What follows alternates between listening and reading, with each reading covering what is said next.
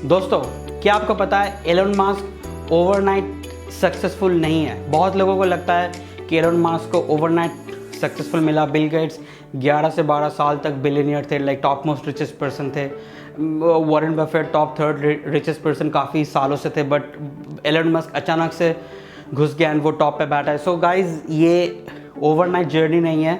आज हम लोग इस वीडियो पे 11 ऐसे चीज़ों के बारे में डिस्कस करेंगे जो एलन मास्क की 11 गुड हैबिट्स बताए जाते हैं। सो आइए शुरू करते हैं।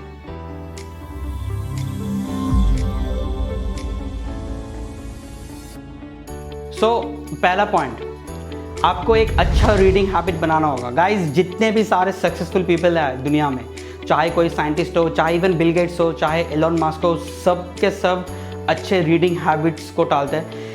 सारे इंसान हर एक हफ्ते 7 से 8 बुक्स पढ़ते हैं। ऑलमोस्ट एक दिन का एक बुक, 365 दिन में 300 से 365 बुक्स। एक अच्छा रीडिंग हैबिट नॉट ओनली आपका माइंड को शार्प बनाता है, बट आपका IQ को भी ज़्यादा अच्छे से डेवलप करता है। एंड एक अच्छा रीडिंग हैबिट आपके डिसीजन मेकिंग प्रोसेस को भी काफ़ी अच्छे तरीके से ग्रो कर सकता है। सो एक अच्छा रीडिंग हैबिट काफ़ी मायने रखता है आपके सक्सेस के पीछे। पॉइंट नंबर 2, आपको बहुत मेहनत करना है। कोई एक्सक्यूज़ नहीं इसमें, क्योंकि एंड कोई शॉर्टकट्स भी नहीं है। बहुत लोगों को लगता है कि I work smart, I work in the proactive way, मैं स्मार्टली काम करता हूँ, मुझे हार्ड वर्क करने की ज़रूरत नहीं। ये सब फालतू की बात है। मेहनत करना ही आपको होगा। एक आसान भाषाओं से मैं समझाऊंगा। कोई सपोज एक इंसान हफ्ते में 40 घंटा काम करता है एंड आप हफ्ते में 100 घंटा काम करते हो, जस्ट लाइक एलन मस्क। आप उस इंसान से 60 hours ahead of the time रहेंगे। अगर आप एक साल का कैलकुलेट करेंगे, उस बंदे का वो बंदा 4 मंथ में जितना करेगा, आप 1 मंथ में उतना करेगा। आप 3 मंथ आगे रहेंगे उससे। एंड अगर आप सालों के बाद साल काम करते रहेंगे, over the period of 10 years आप उससे 4 साल आप उससे आगे रहेंगे। क्या आप सोच सकते हो? 4 साल आगे एक 10 साल का गैप पीरियड में। इसका मतलब आपको मेहनत करना ही है, क्योंकि मेहनत को छोड़कर और कोई एक्सक्यूजेस है नहीं। पॉइंट नंबर 3, आपको एक्स्ट्रा ऑर्डिनरी सोचना होगा। आपको पता है गाइज, एलन मास्क का जो कंपनी है SpaceX, उसने सोचा कि रॉकेट तो स्पेस में जाने के बाद डिस्ट्रॉय हो जाता है, उसको दोबारा यूज़ नहीं किया जा सकता, बट उसने करके दिखाया। उसने रीयूजेबल रॉकेट्स बनाया एंड ऐसा रॉकेट्स बनाया जो कि सिर्फ ऊपर नहीं जाए, बदले में जो कि ऑटोमेटिकली नीचे आके ऑटोमेटिकली लैंड भी कर सके।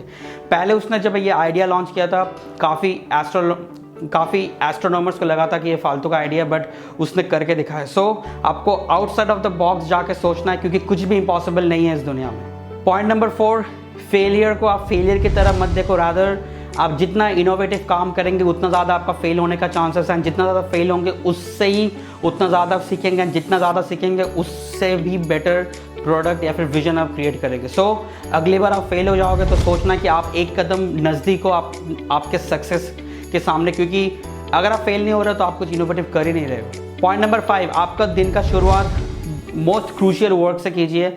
दिन का शुरुआत फालतू का काम मत कीजिए। जो काम कोई मायने नहीं रखता आपका सारा दिन, जो काम आपको कोई विजन गोल्स नहीं देगा, वो मत कीजिए। इनफैक्ट वो आप किसी और को डेलीगेट कर सकते हो। जो काम आपका 80% ऑफ द एंटायर डे को मेकअप करेगा, वो काम से आप शुरू कीजिए, क्योंकि शुरुआत में एनर्जी एंड पोटेंशियल ज़्यादा रहता है।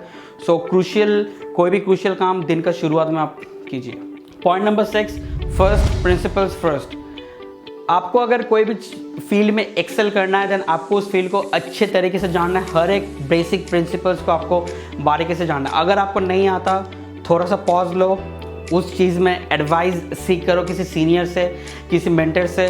उस चीज़ में थोड़ा सा रिसर्च करो, उस चीज़ में थोड़ा सा मास्टर करो, एंड देन उससे आगे बढ़ो। क्योंकि बिना प्रॉपर प्रिंसिपल नॉलेज के अगर आप आगे बढ़ने जाओगे, देन वो एक टाइम के बाद आपका टाइम वेस्ट करेगा एंड उससे आप एक ज़्यादा दूर तक आप नहीं खींच पाओगे। सो प्रिंसिपल्स को अच्छे से ध्यान में रखना अगर कोई भी विजन आपके माइंड में हो तो। पॉइंट नंबर 7, एक अच्छा फीडबैक एक इंसान को सही बनाता है। यस, आपको अगर कोई भी चीज़ आप करो, आप कोई भी अच्छा सर्विस दे रहे हो, आप कोई भी बेहतरीन प्रोडक्ट बना रहे हो, आप कुछ भी करो, आपको एक अच्छा फीडबैक मैकेनिज्म चाहिए आपके क्लाइंट्स, कस्टमर्स, आपके आसपास के लोगों से। क्योंकि जितना ज़्यादा फीडबैक होगा, उतना ही ज़्यादा आपका प्रोडक्ट अच्छे तरीके से बनेगा, उतना ही ज़्यादा आप एक अच्छा इम्पैक्ट कर सकते हो एक इकोनॉमिक एंड एक सोसाइटी के ऊपर। सो एक फीडबैक से सीखना एंड उसको रेक्टिफाई करना एंड उसको इम्प्लीमेंट करना एक सक्सेसफुल इंसान का प्रिंसिपल होना चाहिए।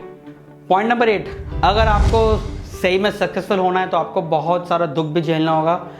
सक्सेस ओवरनाइट नहीं आता है, आपको बहुत सारा स्ट्रगल्स ओवरकम करना होगा, बहुत सारा हर्डल्स ओवरकम करना होगा, बहुत सारे तकलीफ़ें होंगे आपके रास्ते में, बट आपको सारे चीज़ों को ओवरकम करके आपको एंटरप्रेन्योर बनना है। क्योंकि एंटरप्रेन्योर मतलब ही होता है कि आपको रिस्क लेके आगे बढ़ना एंड एक सोसाइटी के लिए एक अच्छा चीज़ करना। तो जब तक आप रिस्क नहीं लेते हो, रिस्क से आप डरोगे, तो आप एंटरप्रेन्योर कैसे बनोगे। पॉइंट नंबर 9, आपको आपका गोल्स एंड विजन में क्लियरली डिफ्रेंशिएशन होना चाहिए। आपको सही से पता होना चाहिए आपका गोल क्या है एंड उसके लिए आप क्या कर रहे हो एंड क्यों कर रहे हो। अगर आपके पास सही गोल्स नहीं है तो रुक जाओ, सोचो क्या करना है एंड उसके बाद ही आगे बढ़ो, क्योंकि सही गोल्स नहीं रहेगा तो आप प्रॉपर डायरेक्शन से आप आगे नहीं बढ़ सकते हो।